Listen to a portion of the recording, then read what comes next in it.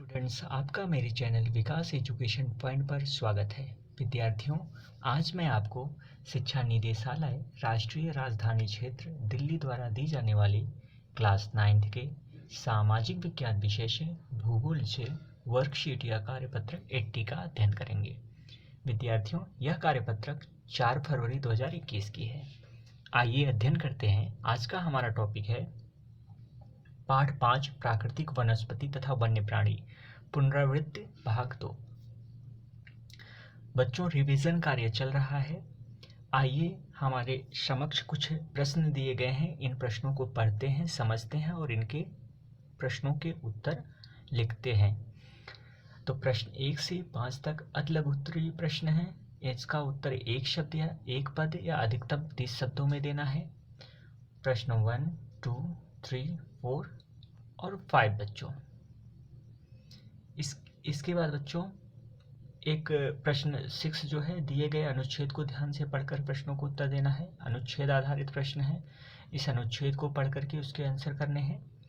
और इस अनुच्छेद पर आधारित 4 प्रश्न हैं बच्चों, 1, 2, 3, 4। इसके बाद बच्चों क्वेश्चन नंबर 7 करना है, 8 करना है, 9, 10 कुल मिलाकर के टोटल 10 प्रश्न हैं। आइए एक एक करके प्रश्नों को पढ़ते हैं और इनके उत्तर लिखते हैं। तो बच्चों, पहला प्रश्न है प्राकृतिक वनस्पति का क्या अर्थ है।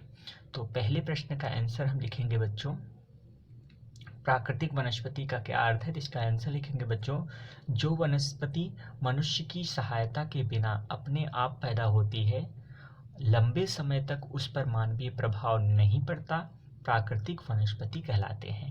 ठीक है बच्चों, तो इस प्रकार से लिख लेना है। यहाँ पर लिखा हुआ है, आप यहाँ से लिख सकते हैं कि जो वनस्पति मनुष्य की सहायता के बिना अपने आप पैदा होती हैं, लंबे समय तक उस पर मानवीय प्रभाव नहीं पड़ता, प्राकृतिक वनस्पति कहलाते हैं।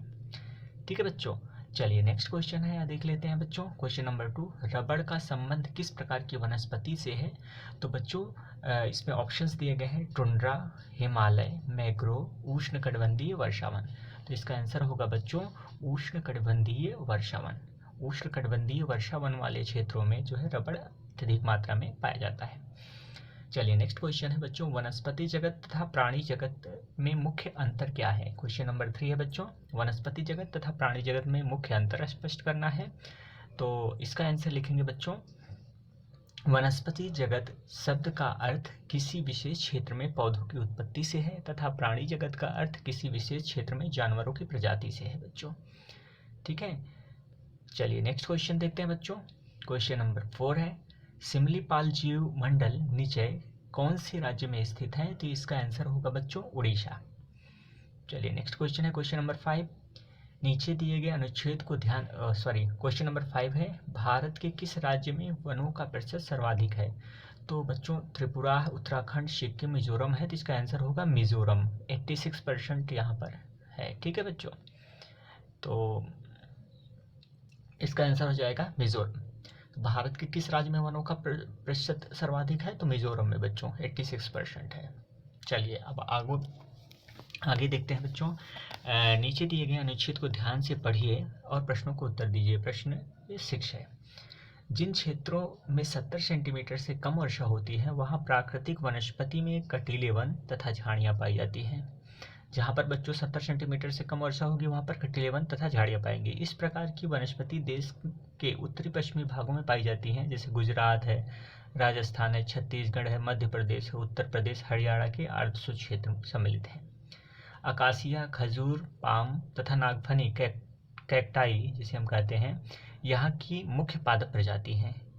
इन वनों के वृक्ष बिखरे हुए हैं। इनकी जड़ें लंबी तथा जल की तलाश में चारों ओर फैली होती हैं। पत्तियां प्रायः छोटी होती हैं जिनसे वाष्पीकरण कम से कम हो सके। शुष्क भागों में झाड़ियां और कटीले पादप पाए जाते हैं। ठीक है बच्चों, आइए अब इस पर आधारित प्रश्न हैं, उनके उत्तर करते हैं बच्चों। पहला प्रश्न है बच्चों, भारत में किन राज्यों में मरुस्थलीय वनस्पति पाई जाती है। तो इसका आंसर होगा बच्चों, भारत की राजस्थान, गुजरात, मध्य प्रदेश, छत्तीसगढ़, उत्तर प्रदेश तथा हरियाणा के आर्द्र शुष्क इलाकों में मरुस्थलीय वनस्पति पाई जाती है। नेक्स्ट क्वेश्चन है, क्वेश्चन 2 है, 6 का 2, मरुस्थलीय वनस्पति कितनी वार्षिक वर्षा वाले क्षेत्रों में पाई जाती है? तो इसका आंसर होगा बच्चों मरुस्थलीय वनस्पति 70 सेंटीमीटर से कम वार्षिक वर्षा वाले क्षेत्रों में पाई जाती है। एंड नेक्स्ट क्वेश्चन है बच्चों, क्वेश्चन नंबर 3, 6 का 3, मरुस्थलीय वनस्पति की क्या क्या विशेषताएं होती हैं? तो इसका आंसर लिखेंगे बच्चों, मरुस्थलीय वनस्पति के निम्नलिखित विशेषताएं होती हैं। मरुस्थलीय वनस्पति में वृक्ष बिखरे हुए होते हैं, इनकी जड़ें लंबी तथा जल की तलाश में चारों ओर फैली होती हैं, पत्तियां छोटी होती हैं जिनसे वाष्पीकरण कम से कम हो सके, और अधिकांश वनस्पति कांटेदार होती हैं जैसे नागफनी, कैक्टस। ठीक है, चलिए नेक्स्ट क्वेश्चन देखते हैं बच्चों, मरुस्थलीय वनस्पति में कांटे अधिक होने के क्या कारण है? तो इसका आंसर लिखेंगे बच्चों, कम वर्षा वाले क्षेत्रों में अनुकूलन तथा वाष्पोत्सर्जन को कम करने के लिए मरुस्थलीय वनस्पति में कांटे अधिक होते हैं। ठीक है, चलिए ये तो था 6 का 4। अब 7 नंबर का क्वेश्चन देखते हैं बच्चों।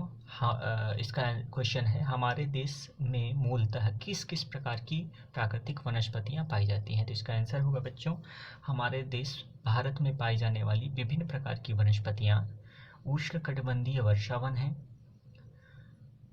उष्णकटिबंधीय पर्णपाती वन है, उष्णकटिबंधीय कटीले वन तथा झाड़ियाँ हैं, पर्वतीय वन और मैंग्रोव वन। ठीक है बच्चों, चलिए नेक्स्ट क्वेश्चन है, क्वेश्चन नंबर 8, हिमालय पर्वत की दक्षिणी ढलानों पर उत्तरी ढलानों की अपेक्षा ज़्यादा सघन वनस्पति क्यों होती है? तो इसका आंसर देखते हैं बच्चों, हिमालय पर्वत की दक्षिणी ढलानों पर उत्तरी ढलानों की अपेक्षा ज़्यादा सघन वनस्पति पाई जाती है क्योंकि यहाँ पर तापमान अपेक्षाकृत उच्च रहता है। यहाँ पर वर्ष भर जो है सूर्यतप की प्राप्ति होती रहती है। ठीक है, और दक्षिणी ढलान अधिक वर्षा प्राप्त करते हैं, इसे अधिकतम वर्षा इधर मिलती है। ठीक है, नेक्स्ट क्वेश्चन देखते हैं बच्चों, क्वेश्चन नंबर 9। हमारा प्रश्न है, वन मनुष्य के लिए क्यों आवश्यक है? आइए ये क्वेश्चन हम जो है छोटे क्लासेस से ही देखते आ रहे हैं, 6th क्लास से ही पढ़ते हुए आ रहे हैं कि वन मनुष्य के लिए क्यों लाभदायक है। आइए इसका आंसर करते हैं।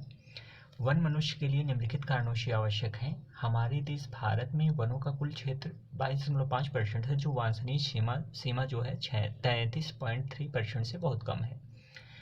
पारितंत्र को बनाए रखने के लिए तथा कार्बन डाइऑक्साइड की मात्रा वायुमंडल में वांछनीय मात्रा तक रखने के लिए वनों का विस्तार अधिक क्षेत्र पर होना चाहिए।